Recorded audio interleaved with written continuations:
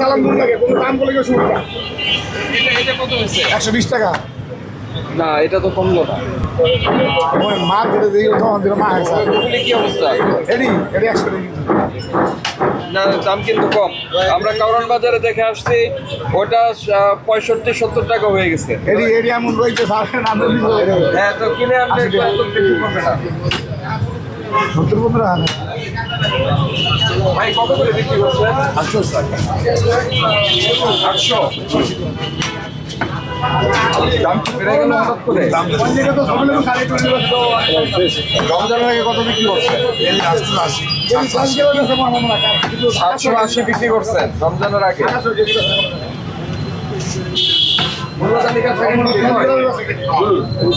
আপনারা কি গরু কিনে নিয়ে আসেন নাকি মাংস কিনে নিয়ে আসেন?